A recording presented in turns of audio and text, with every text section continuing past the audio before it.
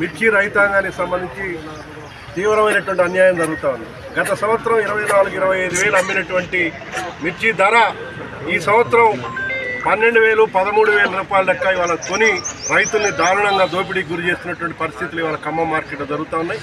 ఈరోజు మార్కెట్ని పరిశీలించడానికి వచ్చినటువంటి తెలంగాణ రాష్ట్ర రైతు సంఘం ప్రతినిధి బృందం ఇవాళ ప్రత్యక్షంగా చూసాం. మార్కెట్ అధికారులతో పాలకవర్గంతో మాట్లాడటం జరిగింది.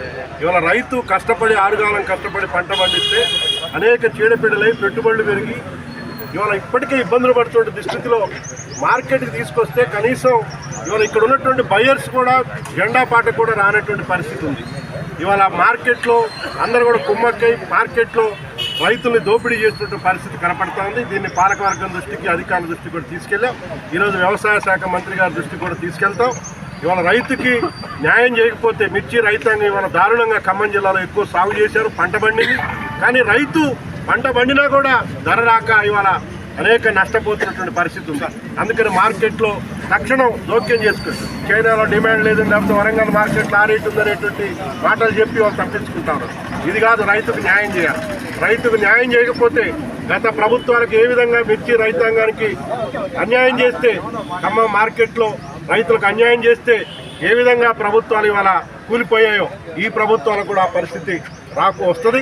అందుకని దయచేసి ప్రజాప్రభుత్వంగా చెప్పుకుంటే ఈ ప్రభుత్వం మిర్చి రైతాంగానికి ఇవాళ న్యాయం చేయాలని చెప్పేసి మేము తెలంగాణ రాష్ట్ర రైతు సంఘంగా కోరుతున్నాం.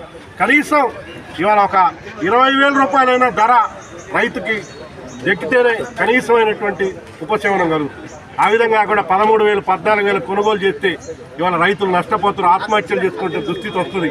అందుకని ప్రభుత్వం ముఖ్యంగా వ్యవసాయ మంత్రి గారు, రైతు గురించి తెలిసినటువంటి మంత్రి గారు ఈ ఖమ్మం మార్కెట్ మీద దృష్టి పెట్టి ఇవాళ బయర్స్ అందరూ కూడా 100 మంది లైసెన్స్డ్ ట్రేడర్స్ ఉంటే ఇక్కడ ఖమ్మం మార్కెట్లో జెండా పాటికి 2-3 కంటే ఎక్కువ రాడు. మొన్న 5 వచ్చారు, నిన్న 4 వచ్చారు, ఇవాళ 2 వచ్చారు.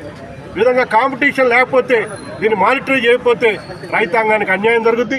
అందుకని దీని మీద తక్షణం వ్యవసాయ మంత్రి గారు దృష్టి పెట్టాలని, రైతుకు న్యాయం చేయాలని చెప్పేసి తెలంగాణ రాష్ట్ర రైతు సంఘం తరఫున కోరుతారు.